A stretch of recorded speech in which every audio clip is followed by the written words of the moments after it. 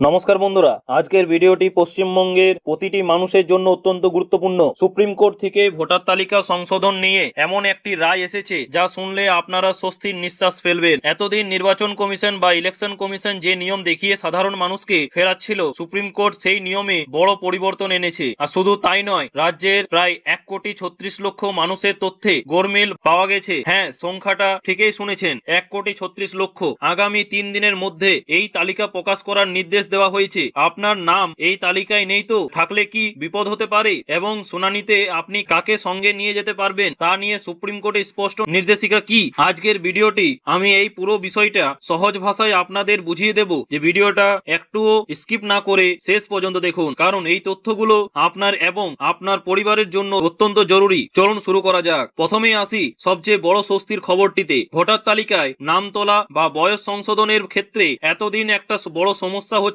নির্বাচন কমিশন অনেক ক্ষেত্রেই বয়সের প্রমাণপত্র হিসেবে মাধ্যমিকের অ্যাডমিট কার্ড নিতে অস্বীকার করছিল। তাদের যুক্তি ছিল যে দশম শ্রেণী অ্যাডমিট কার্ড সবসময় বৈধ নথি বা বার্থ প্রুফ হিসেবে গণ্য করা যায় না। এর ফলে বহু মানুষ, বিশেষ করে যাদের জন্ম শংসাপত্র বা বার্থ সার্টিফিকেট নেই, তারা চরম হয়রানির শিকার হচ্ছিলেন। কিন্তু সুখবর হলো যে সুপ্রিম কোর্ট এই যুক্তি খারিজ করে দিয়েছে। আদালতে শুনানির সময় উঠে আসে যে পশ্চিমবঙ্গের ক্ষেত্রে বহু পুরনো সার্টিফিকেটে বা জন্ম প্রমাণপত্রে অনেক সময় সঠিক জন্ম তারিখ বা ডেট অফ বার্থ নির্দিষ্ট করে লেখা থাকে না, কিন্তু মাধ্যমিক বা সমতুল্য পরীক্ষার অ্যাডমিট কার্ডে সেই তারিখ স্পষ্টভাবে লেখা থাকে। বেঞ্চে উপস্থিত বাঙালি বিচারপতিরা বিষয়টির গুরুত্ব অনুধাবন করেন এবং সহমত পোষণ করেন। এরপরেই শীর্ষ আদালত নির্দেশ দেয় যে এখন থেকে ভোটার তালিকা সংশোধনের প্রক্রিয়ায় যা ছবিতে এসআইআর বা এসএসআর প্রক্রিয়া হিসেবে উল্লেখ করা হয়েছে, কেউ যদি বয়সের প্রমাণ হিসেবে মাধ্যমিকের অ্যাডমিট কার্ড জমা দেন, তবে কমিশনকে তা বৈধ নথি হিসেবে গ্রহণ করতেই হবে। অর্থাৎ অ্যাডমিট কার্ড থাকলেই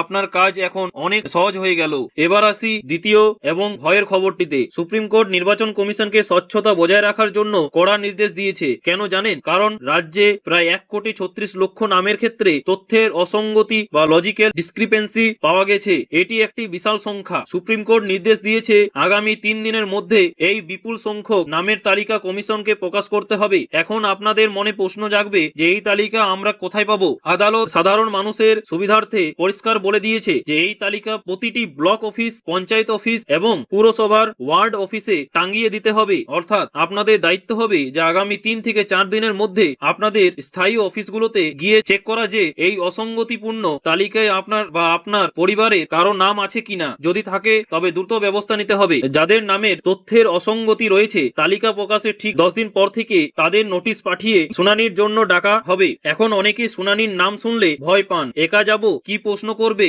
কাগজপত্র ঠিকঠাক দেখাতে পারবো তো? চিন্তার কোনো কারণ নেই। সুপ্রিম কোর্ট এখানেও সাধারণ মানুষের কথা ভেবে একটি দারুণ নিয়ম চালু করেছে। এক হচ্ছে, শুনানিতে ডাক পাওয়া ব্যক্তি যদি মনে করেন যে তার সহায়তার প্রয়োজন, তবে তিনি সঙ্গে একজনকে নিয়ে যেতে পারবেন। আর 2 হচ্ছে, এই প্রতিনিধি কে হতে পারেন? তিনি হতে পারেন যে আপনার পরিবারের কোনো সদস্য বা কোনো আইনজীবী অথবা কোনো রাজনৈতিক দলের বুথ লেভেল এজেন্ট বা বিএলএ। আগে নির্বাচন কমিশন বলেছিল যে রাজনৈতিক দলের এজেন্ট থাকলে বিবাদ হতে পারে, কিন্তু আদালত বলেছে সাধারণ মানুষের সুবিধায় আগে। তবে এখানে একটা শর্ত আছে, আপনি যাকে সঙ্গে নিয়ে যাবেন তার জন্য আপনাকে একটি লিখিত সম্মতি পত্র দিতে হবে। অর্থাৎ আপনি লিখে দেবেন যে আমি একে আমার প্রতিনিধি হিসেবে সঙ্গে নিয়ে এনেছি, ব্যাস এইটুকুই যথেষ্ট। তাহলে বন্ধুরা, পুরো বিষয়টি একবার সংক্ষেপে ঝালিয়ে নিই। যে এক হচ্ছে, বয়সের প্রমাণ হিসেবে এখন থেকে মাধ্যমিকের অ্যাডমিট কার্ড 100% গ্রহণযোগ্য হবে। আর 2 হচ্ছে, আপনার এলাকায় প্রকাশিত তালিকাটি অবশ্যই চেক করুন, কারণ 1,36,00,000 নামের মধ্যে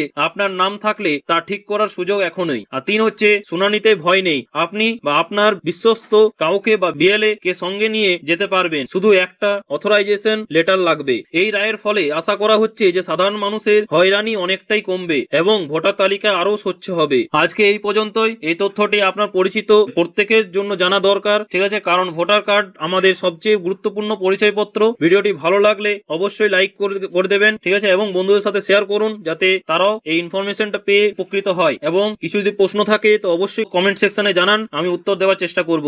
এই ধরনের সরকারি নির্দেশিকা এবং গুরুত্বপূর্ণ আপডেটের জন্য আমাদের চ্যানেলটিকে সাবস্ক্রাইব করে বেল আইকনটি প্রেস করতে ভুলবেন না। দেখা হচ্ছে পরের ভিডিওতে নতুন কোনো আপডেট নিয়ে। ভালো থাকুন, সুস্থ থাকুন, ধন্যবাদ।